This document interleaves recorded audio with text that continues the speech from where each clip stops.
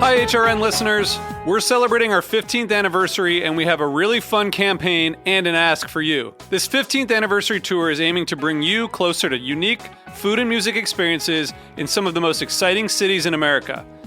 All the while, we're raising funds to support our work empowering the next generation of food systems storytellers through our fellowship programs. Here's how it works. Donate to HRN and be entered into a raffle in the city of your choice to win a dinner for two at a noteworthy restaurant and tickets for two to a concert at a prominent local venue.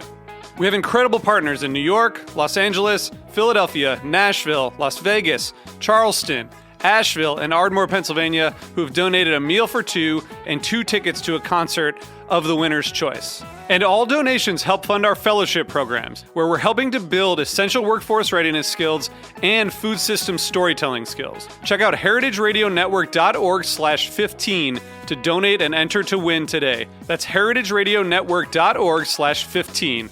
Thank you. Today's program is brought to you by Happy Chef Uniforms, the perfect style, whatever your recipe. Visit happychef.com to order your free 2018 catalog. Food and travel. They go hand in hand, and chances are, if you're a fan of Heritage Radio Network, you love them both. Between April 10th and 24th, we have 6 incredible food and travel experiences up for auction at CharityBuzz.com. Go on an underground food tour of New Orleans with a rocket scientist. Get your hands on VIP passes to Feast Portland, or enjoy a ranch-to-table experience in wine country. 4 of the experiences include hotel stays at some of the most iconic properties across the country, including the newly reopened Hotel Claremont in Atlanta. Now's your chance to win the ultimate Bourbon and Beyond weekend in Lexington, or take in a Latin food tour of New York's outer boroughs. You'll eat, drink, explore, and relax, all while supporting Heritage Radio Network. Help us keep the lights on and the mics hot. Go to heritageradionetwork.org/auction and bid now.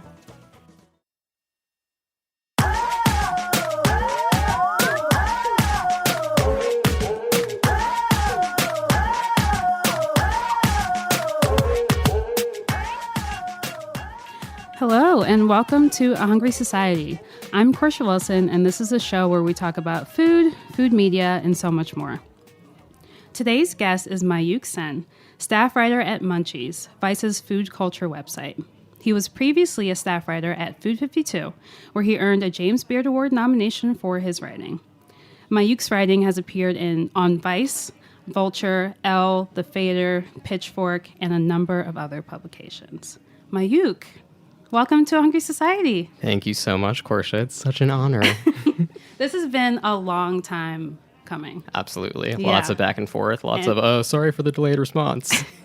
And now you're here for the season 2 closer, which is just the perfect closer. Well, let's hope so. And you're here post Beard nomination, which congrats. Thank you so much. That's a huge, huge deal.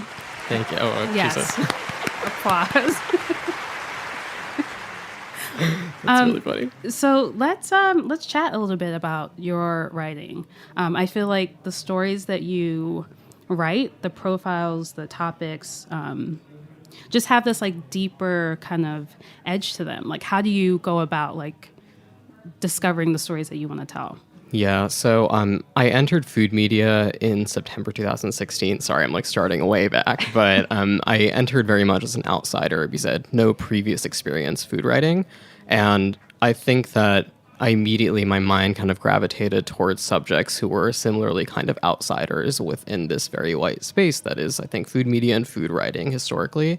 And I think that as a result, I'm really drawn to subjects, from the past or present who have this kind of sense or convey within their writing or their cooking this sense of loss or kind of like a longing for home or whatever. So like, for example, the piece that I was nominated for from Food 52 was about Princess Pamela, who, she came to New York from South Carolina and, opened these 2 soul food restaurants that were wildly popular. And for a lot of people who made that similar kind of trajectory or whatever from the South to New York, it was kind of like, a lifeline back home for them. And that's how her cooking began as well.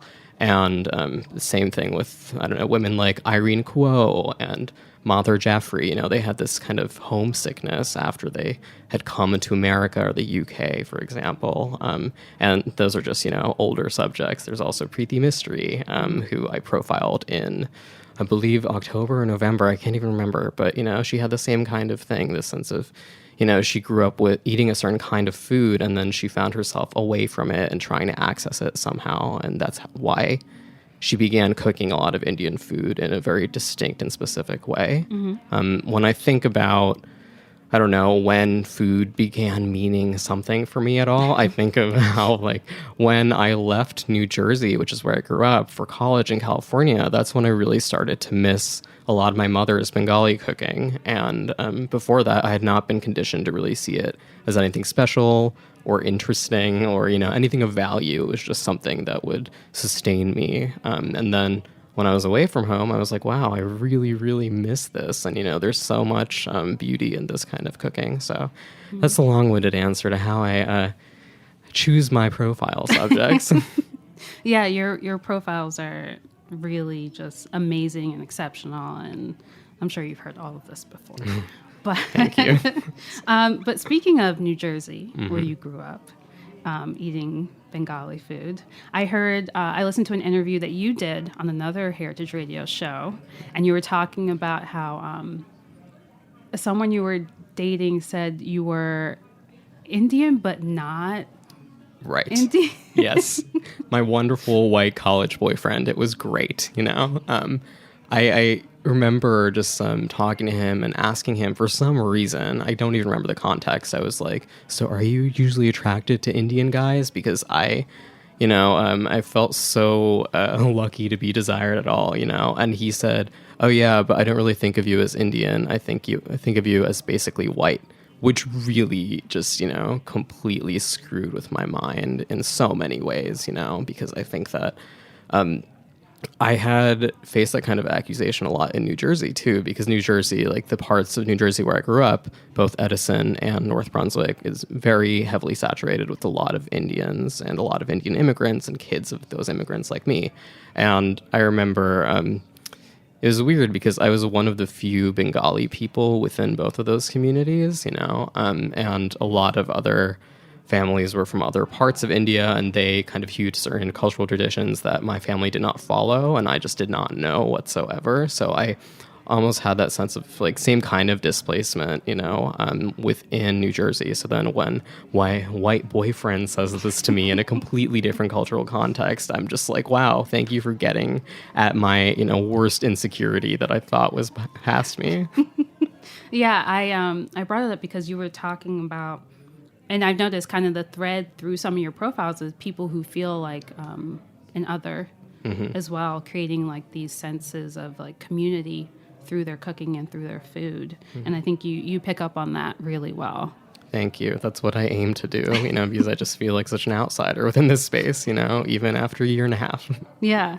That's the thing. You're relatively new to food writing. And I think that outside perspective is really valuable and necessary. Yeah, thank you. I mean, I hope that I keep that, because I think it's very easy to kind of get, really steeped in a certain vernacular because food media can often feel like a very insular world. And, I like to tell myself, this is really annoying, but I like to tell myself that I'd like to see myself as a writer before I am a food writer, if that makes sense, And that's why I try to make a point of, still writing about non-food topics. I want to make sure that those parts of my brain are also working and I have a pulse on what the rest of the world beyond the food world cares about, Right. I feel like sometimes I'm a little too entrenched in food media to see things from that perspective and subjects from like that outside perspective. Totally, but I respect it. Thank you. Well, I mean, it's really easy to get lost in that, especially when it's just your day-to-day life. So you also covered Verdemay, yes. Smart Grosvenor. Grosvenor, yes. Grosvenor, sorry. Well, can you talk a little bit about who she was? Sure. So she was she was so many things. She called herself a culinary griot, but she was a cookbook writer, an actress, an organizer, an activist, and she grew up in a Gullah Geechee community in South Carolina's Low Country, and then kind of went around the world. She went to Paris because she wanted to be the next Josephine Baker, and then she met a man there, and then moved to New York, which is where he was from, had children, and then in 1970 she wrote this landmark cookbook. I believe it's landmark. And it was called Vibration Cooking, Jesus, or The Travel Notes of a Geechee Girl. And when I first read it, I was just really struck by her prose because it was so unlike any other cookbook that I had ever read, because I think that all the cookbooks I had kind of been weaned on and, also been reading a lot of since I began my career as a food writer have been just very traditional, very, like, here's how much you should measure of this, blah, blah, blah. And she completely rejected that, which I thought was so radical, and yet her writing was so approachable and funny, and she was writing about so many things before they, kind of gained, like, weaseled their way into the mainstream. Like, I remember Tejal Rao actually noted this in her piece on Vertime in the New York Times Magazine way back in 2016 when she died. Tejal said, she was writing about appropriation before there were conferences devoted to it, and that's exactly what you see within Vertime's writing. And I was like, wow, okay, this is like my soulmate, like there's space for me here too, and there's space for someone like her. And yet it's really interesting because I think that I'm drawn to a lot of subjects who, in one form or another, have not really been given their due, and usually I feel like that's by a lot of white gatekeepers who canonize certain women, like all the Marcellas and Julia Childs, who get, become just like part of this like shared cultural vernacular in a way that, obscures a lot of the work of a lot of women of color who've been speaking to, certain communities and bringing them a lot of joy through food and cooking. So, absolutely. And I was going to say that there are so many of these women and men of color as well that are just kind of forgotten. And it's always, I understand why conceptually, why people of color are forgotten, because the gatekeepers are often white.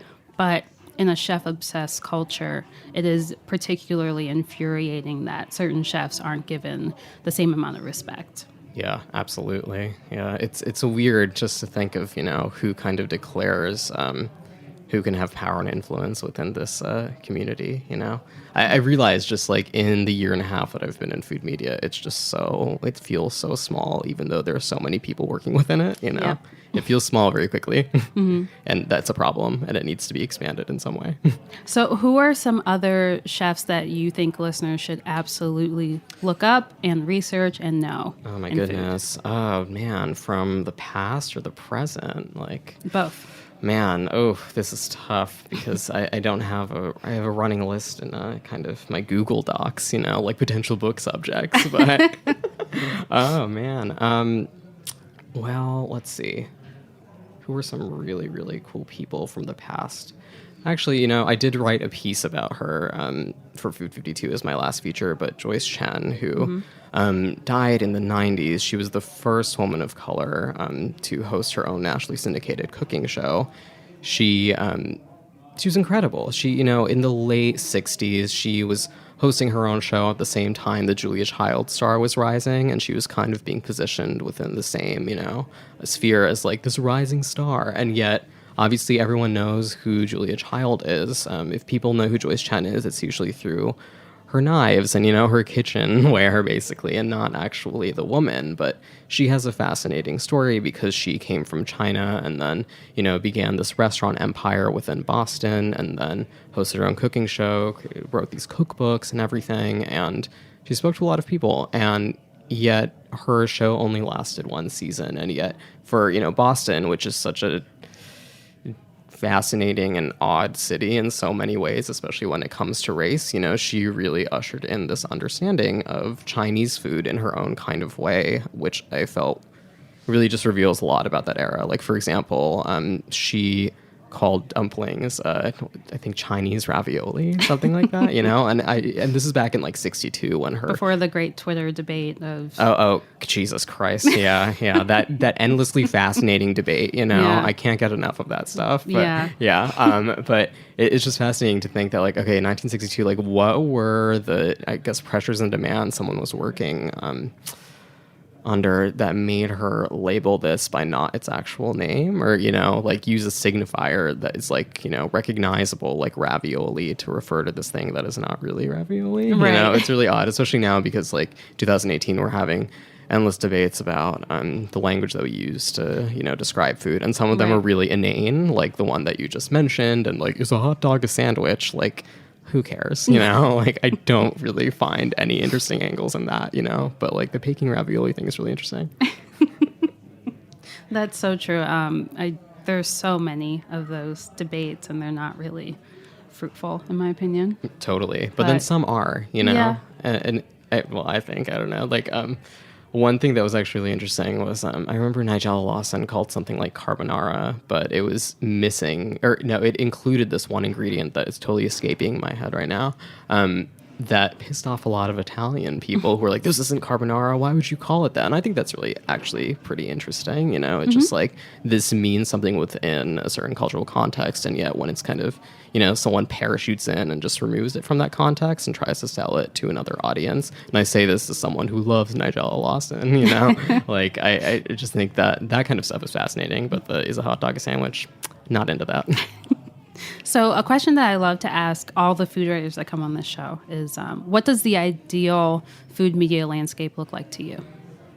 I think that I would really like to see more people of color, whether it's women of color or queer people of color, or, you know, people who exist at the intersection of all those identities, be in managerial positions and really making editorial decisions. Because I think that lately, especially since Trump's election, you've seen a lot of companies talk a lot about diversity and, you know, just like spew a bunch of lip service about how much they care because it is so important and food brings us together and blah, blah, blah, which can seem really hollow when it does not reflect really thoroughly within the editorial output that these sites put out. And oftentimes, if you just look at the mastheads of these places, it's a lot of well-meaning white liberals, you know, or worse, you know, because as we know, like food media attracts a lot of very conservative readers, you know, and I think that there's inevitably going to be, as a result of that, kind of this impulse to kowtow to them and, you know, kind of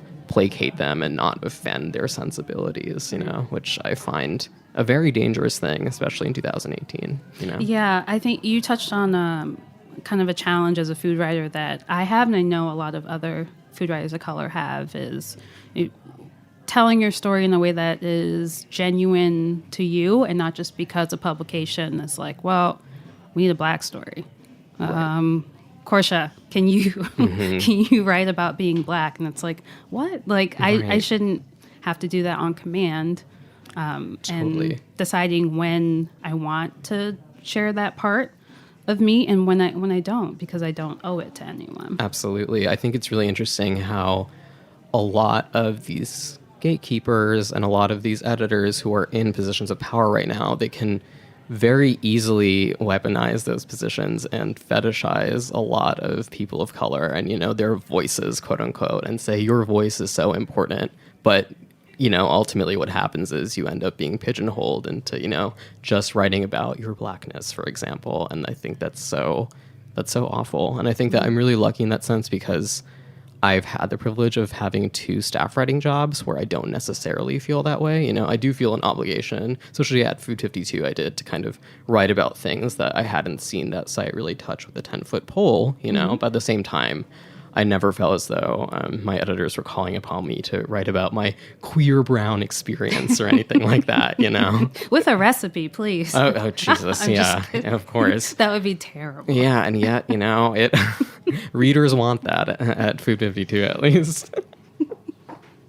But it's great. I'm curious, what writers do you read? Well, in terms of food writers, there are 3 who I really look up to right now. And they know that I like totally idolize them. Tejal Rao, who I just mentioned, I think that her writing is always really considered and thoughtful and totally beautiful. And I think that it's fascinating because Tejal is someone who can switch registers so easily. Like when you read her restaurant criticism, it's so funny and sharp and accessible. And then her reporting, like the Kabir Ahmed piece that she was just nominated for a Beard Award for, was just sensational and in a completely different way from a lot of her restaurant writing. John Birdsall is another person who I really respect, and I talk to him almost every day. I just annoy him via Twitter DM because I'm like, I need your advice, But I think that he's such a critical, sharp, funny, insightful person in a way that feels really uncommon within this space, or can feel uncommon, And then Bill Addison is someone else who I always just, his writing is sensationally just beautiful, And again, he's another person who really elevates restaurant criticism into this kind of amazing art form that I feel like, I don't know, he's definitely the best restaurant critic I feel like working today right now, so. Tejal has been on the show. Yes. Shout out to Tejal. She's great. Love her. And shout out to John and Bill too. Yeah. They're fun, I guess. Yeah. they're so sweet. Love them. Just personally, I'd like to know if you would ever get into restaurant criticism. Yeah, I've thought a lot about this because the opportunity has come up before, and my immediate response is like, hey, well, I'm kind of an idiot, so I don't know how I'd take on this role. I'd be like, this food's delicious. Yeah. You're far from an idiot. Well, but it's very easy to hide behind my words, But at first I was like, I don't know if I could do this well. But, initially I entered journalism because I wanted to be a film critic. And film journalism and film writing has its own set of problems that are very similar to food media's. But anyway, I kind of entered food writing very circuitously, but I think that still this critical impulse exists within me, and I would like to, kind of work that in some way. So I've really thought about restaurant criticism, especially because right now it seems like we're on the cusp of a really interesting moment where a lot of restaurant critics are so used to having done their job in very boring ways that are kind of apolitical and disengaged with the fact that there are so many bad actors who have power within the restaurant industry, and they need to confront that in some sort of way that is principled. And I feel like, yeah, maybe restaurant criticism will have room for someone like me, but I've toyed with it sometimes. Mm-hmm. But well, selfishly, I'd love to see you get into restaurant criticism, but also I totally agree that restaurants have changed so much in the last decade, yeah, or even couple of decades. Why hasn't restaurant criticism? Why can't we relook at the way that we critique restaurants? I don't know. I think that food media is so wed to power in so many ways, and a lot of journalists, they're operating within certain positions where they're doing chef PR, basically, and they're kind of stenographers for them in a way that is really screwed up and probably needs to change. And I don't know how things became that way, but that's just how it feels. It is, I think especially at certain food publications, there's just, you read a lot of stuff there, and not to criticize other publications baselessly, but I think that a lot of sites are very, very discouraged from criticizing anyone who has any sort of influence or power, there's so many articles that slobber over, people like Ree Drummond, who is in the restaurant industry, although she's more of a TV person, but yeah. It's just kind of there's so much that we're ignoring here. And then that's how things like the Batali stuff happen, or even the Paula Deen stuff happens, these people are treated so uncritically for so long, and then all of a sudden there are these revelations that come forth that for some reason did not surface years before. Mm-hmm. And all of a sudden it just, is this a moment of reckoning for food media at large? And I think that we can avoid that by just not, I don't know, by actually being critical. Right, exactly, from the get-go, Mm-hmm. And I think that's very important. So, mm-hmm. Will you wear a disguise?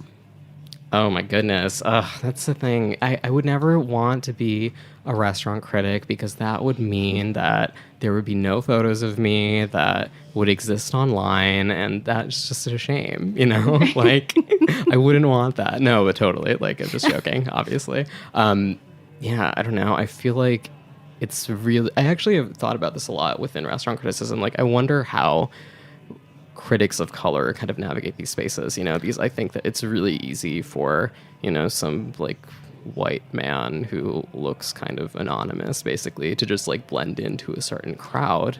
Yes. And yet, if you see someone like Mayukh Sen, who's like this diminutive, like smurf of a brown man, like, of course they're going to know it's me, Tejal and I actually talked about that when she was here. Right. Because she was saying, like, her experience in restaurants, like, people have, like, handed her their coat and just been like, here, take this. And she's staff writer, a reporter for the New York Times, and so her restaurant experience is different than a white male who's going into the same restaurant. In some ways, like, or people of color become invisible when they go into restaurant spaces. Totally, or they're assumed. It's assumed that they're just part of the wait staff, which is so. I won't say it's insulting, but it's just a really interesting dynamic, and I feel like people don't really talk about that because I don't know how many other restaurant critics of color are like currently working, but I'd love to know like what their experiences are like, just like, kind of entering these spaces as people who are operating under a pseudonym and everything like that, and what that's like for them, It's right. weird. Do they even need to? Right, exactly. Yeah. Right. All right, so we're going to take a quick break, and we'll be right back with Mayukh Sen.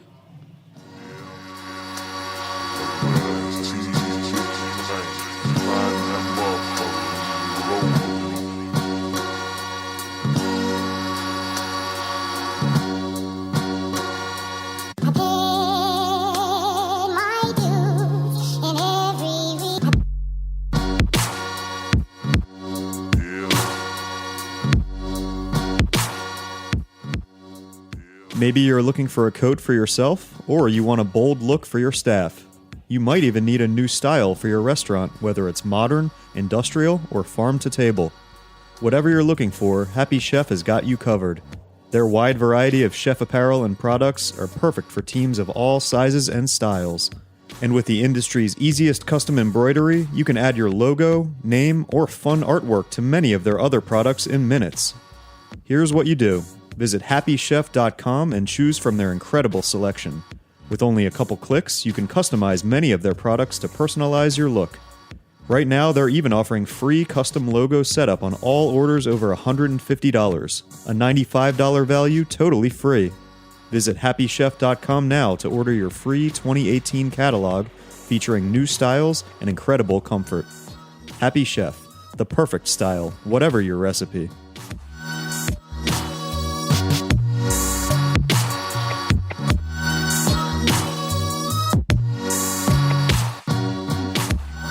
All right, so we are back with Mayukh Sen at Hello. Munchies.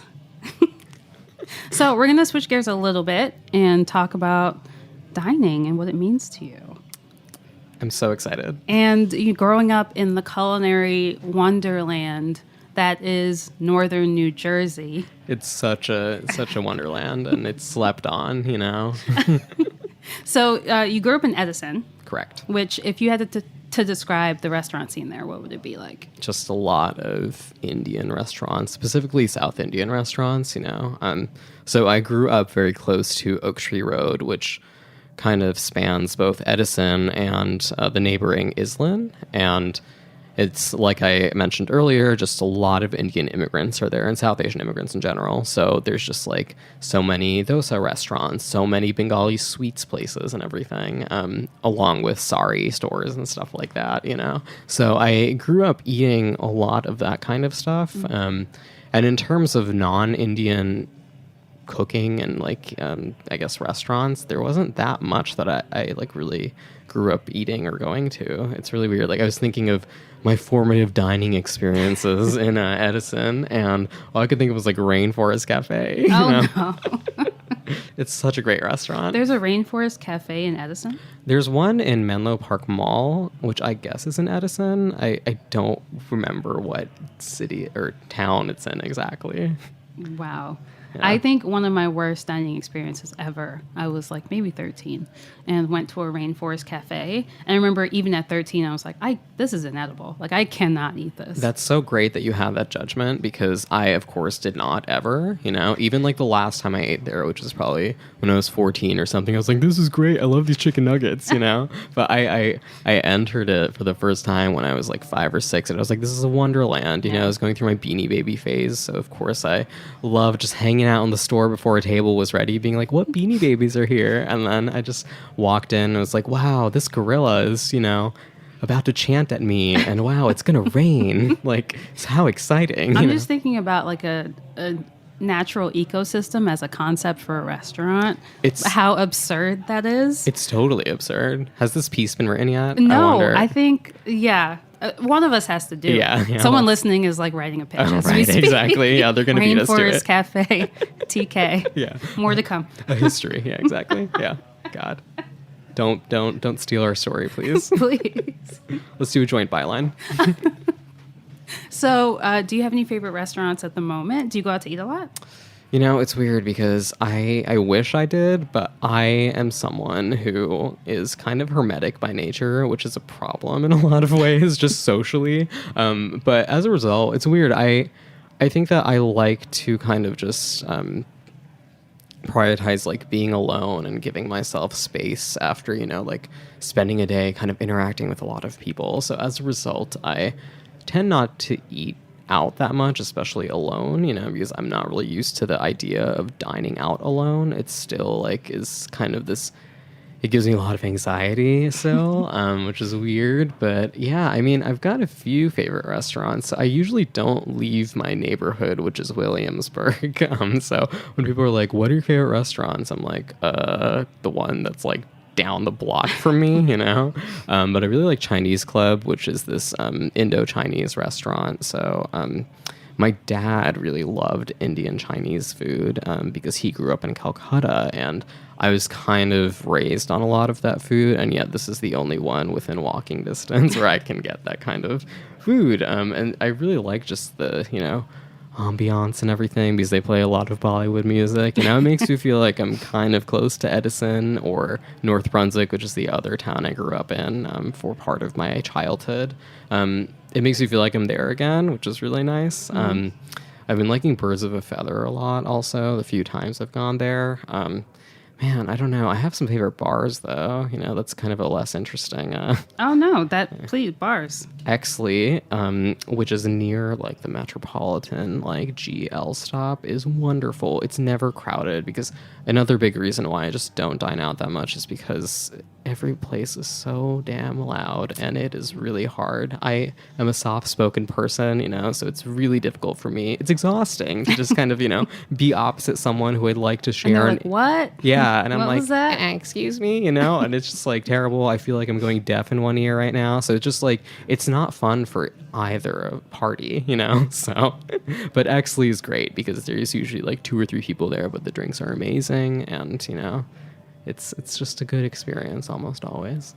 Did your family have any like dining traditions? Like, was there a specific spot you went to, or when you ate at home, what was it like? Well, in terms of places that we went out, it was, usually like Rainforest Cafe or the equally wonderful Cheesecake Factory. That was kind of like our celebratory place, like if something really great happened, we went there, and then after we got back, we're like, wow, that was a terrible decision, right. But like, it was fine. There was this kind of sense of excitement around it. But at home, it's interesting because my mom usually cooked, and she usually cooks like just rice and then dal and some sort of vegetable dish along with a protein like meat usually. It's really weird because I am Bengali, and Bengalis are known for eating fish because we're so close to the Bay of Bengal, etc. and yet I'm allergic to all fish except shrimp, which is so odd. And I may have had like different parents or something like that. You know, who knows if I was just switched at birth with someone else, and the real Mayukh Sen is somewhere else. Somewhere else. Yeah, exactly. But I can't eat fish, so a lot of times I just had to like lock myself in my room and eat my dinner alone while the rest of my family was eating fish.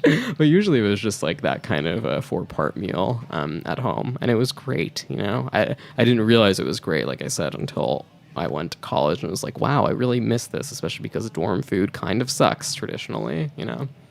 You've written about your being allergic to fish and how that impacted growing up. Yeah, briefly. You know, I think that there's a lot more to be written about that subject now because There's a book to be written about that. Totally, yeah, because there's so many. I mean, first of all, like, that was very early on in my quote-unquote food writing career, and now it's like, it's weird because I'm in positions where I'm invited to press trips and, you know, press events where there's going to be fish, and I'm like, I'm a food writer, and yet I can't have this thing that, you know, so many menus are constructed around. Like, how do I function within this space as someone who has any authority whatsoever when I just need an EpiPen the minute this, like, you know, touches my plate? So that's really, that's an interesting angle. But yeah, there's a lot there in terms of just like identity and the fact that I'm Bengali and can't eat fish. And it's something that it's just like is so intrinsic to Bengali people and Bengali eating and identity, you know? Yeah. But again, there is a whole book there. Maybe I'll start working on the proposal right now. Yeah, and then a Rainforest Cafe book. Oh yes, recipe. Man, I've got a lot of work to do after this. If they haven't done that already, which I'm sure that they have. Man, it's branded. That all would over suck. The place. Yeah. So, what do you make of today's like dining culture? I know you said you live in Williamsburg, which is like, my goodness, there's like so many restaurants opening in Williamsburg, around Williamsburg, all of Brooklyn. What do you make of all of it?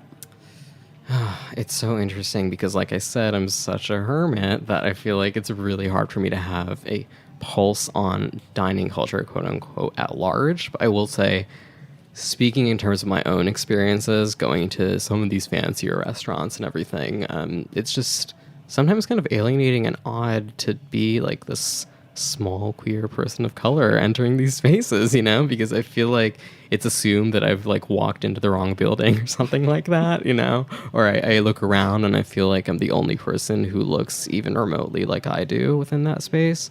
And it's weird, and I don't know what can really change about that. Maybe I need to just change my presentation somehow to kind of like, you know, assert that I belong in those spaces, but that's obviously not the solution. Right. Okay. I was about to say, I'm just kidding. Yeah. But it's weird. I don't know how, I guess like these more hoity-toity places can be more accommodating to people who aren't white and like obviously moneyed, you know. And maybe this is just like my own childhood insecurities kind of playing out in some way, in some twisted odd way. That's one thing. And then I don't know, I had just like an awful experience last night actually, eating at this Borum Hill restaurant where this is like completely different from what I was just talking about, but basically, like, I entered and it was just, you know, incredibly crowded, like, sweaty, muggy, just, like, an unpleasant environment to begin with. Extremely loud. I felt like I needed a hearing aid just to, you know, hear my companion, like, trying to say a sentence to me. And then to get to my table, there's, like, this communal table in the middle and then, like, a bunch of tables kind of, like, parallel to that.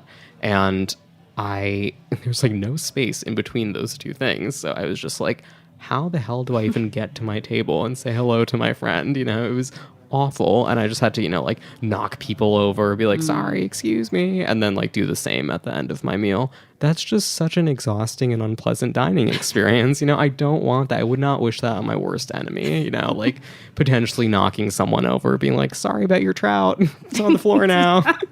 So sorry about that. Yeah. Oops. Looked good. Yeah. Sorry. Can't eat it. I always ask every guest like about their worst dining experience. Would you say that that's the worst one, or do you have another one? No, that actually is not my worst dining experience. Oh man, I'm trying to think. There are two that really come to mind. One was no one's fault but my own, but basically I was in 8th grade, and for some reason my family traveled a lot in those days. I haven't been out of the country since I was like 17, but we were in Paris on like vacation. It was really nice, and it was just my mom, my dad, and I, and I'm allergic to fish, and so on our first night there, we went to some Japanese restaurant, and obviously there's a lot of fish on the menu, and my dad got scallops and all these other things. And basically, like, I can eat shrimp, so I had some of his shrimp, but it was cross-contaminated with all this other fish. And I immediately had this, like, intense allergic reaction, and, like, my throat started closing up, and I, like, had a lot of trouble breathing and everything. And that was our first night there. We just kind of wandered to this restaurant without knowing, like, where it was in relation to our hotel or anything. And so basically I was like, Mom, I don't feel good. And so she just like basically like took me out, and then we just like wandered Paris as I was like about to, like maybe have to gone to the ER. Oh my and God. then like finally we found our apartment, had some Benadryl and everything, and it was like I was fine. I just slept the rest of that night, didn't eat anything, and it was like kind of terrible. But I was like, wow, okay, this is a really good lesson to just have Benadryl, Claritin, Zyrtec, or Something. an EpiPen on my Yeah. person at all times, Oh my God. Yeah, it's just horrifying, and it's like weird, like how can, I guess restaurants be more accommodating to people who have allergies like this, and like have things on hand. I don't think it even occurred to us to ask, like, do you have any like anti-allergy medication that, Right. we can give my like potentially dying child right now? But that was pretty bad. Right. Oh my goodness. That's so scary, because what if you couldn't find the apartment? What if you'd wandered around? Oh my for goodness. a It's little longer? insane. Like my mom is always like, you need to write about this. And maybe I'll take her up on that. Yeah. Like, Yeah. I wasn't going to say it, but I'm glad your mom said it. yeah. So, my last question for you. If you could have your last meal in a restaurant, where would it be, and who is invited? And it can be anyone in the world. You don't have to have met them before. Like, it's anyone. Oh man. Okay. Let's think. At the risk of sounding corny, so I have not been back to Calcutta, which is where my dad grew up, since I was 4 years old. I'm 26 now. But he really loved this one bakery called Nahum's, which is this old Jewish bakery within Calcutta, and it's particularly renowned for its fruitcake. I love fruitcake. I've written about this for Food 52, Yes. and my dad loved fruitcake, and I feel like I inherited that somewhat from him. And he passed away last year, but I think that I know how much joy fruitcake brought him and everything like that. So at the risk of sounding super corny, I would just like to go to Nahum's with my mom and just have some fruitcake, like that. I think that would just be a fitting last meal, I was thinking of like, different celebrities who I might invite, like Jane Fonda and all these people who I really idolize. But I think just my mom as my best friend, I feel like that would just be like the perfect way to remember him and his memory and what he found joy and pleasure in. So. Would you just have the fruitcake, or anything else? I mean, I guess I don't know. I mean, it doesn't matter. I'm going to die anyway, right? So it's like, I think I'll just stick to fruitcake. I don't know what else is on the menu also, so that's kind of an issue. Oh, you can have anything in the world. Oh, man. What So would it's you not like, okay, so I can bring things from outside. Okay. Oh, Jesus. And drinks. You can have whatever you want to drink. Oh, too. my goodness. Okay, wow. I did not think this through whatsoever. I think a glass of water would be essential. Yes. But in addition to that, maybe some chai, honestly. Some like real chai, not some, like Starbucks, like sludge or whatever. And then, yeah, and I think some pakoras, like some onion pakoras would really be perfect, Like my mom and I both love pakoras. There are guilty pleasures. So I think just that's all the food groups, So I think that'd be perfect. That is a good meal. Yes. I'm not gonna invite myself, but You're totally welcome, to just like see me. no, don't lie. I'm not invited. And You that's are. Fine. Oh my goodness. I just want to eat the fruitcake and the pakoras. Well, I'm glad that you at least want to eat fruitcake, because that's way more than anyone else wants. That's true. Mayukh, thank you so much for coming. Thank you for having me. It's such an honor. And where can people follow you? Oh man, what are all my handles? Let's see. My Twitter handle is Senator Mayukh. That's Mayukh. My Instagram handle is mayukh.sen. And then my website is mayukh/sen.com. So, excellent. Thank you so much. Thank you so much for coming. It was a pleasure. And thank you for listening. We'll catch you next week on The Hungry Society.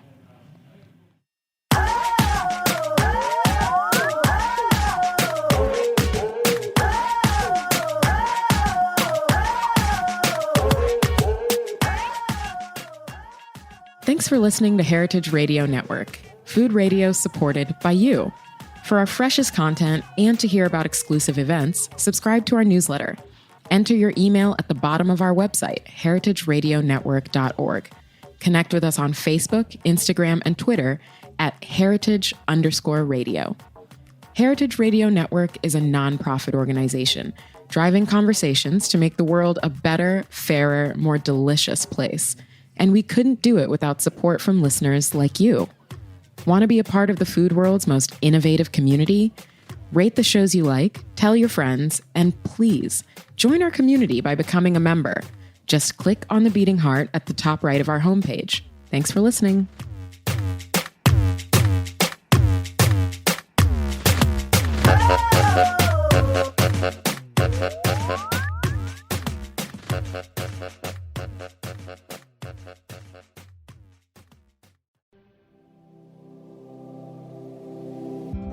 Hey there, I'm Lee Ullman here with some big news from the National Young Farmers Coalition. We're partnering with Heritage Radio Network on a special season of The Farm Report. It's all about what's happening with the Farm Bill and how it impacts farmers and eaters. I am growing diversified vegetables on land that's been in our family for 150 years. And so with the pandemic, gentrification, property values going up, we had to sell the land and we lost it. Join us as we uncover the untold stories behind this massive piece of legislation that shapes how we grow our food, what we eat, and so much more. The problems we have had, those are things that come from earlier Farm Bill and USDA policy, right? Like Earl Butts, get big or get out. You know, it's my responsibility to know not only what I'm eating, but then like how that all came to be. And realize like, wow, like this piece of legislation, all this money, like it's technically something that I support as a taxpayer. While Congress debates the next Farm Bill, this is not just an invitation to listen. It's a call to action. Be part of the conversation. Subscribe to the Farm Report on Heritage Radio Network, wherever you listen to podcasts.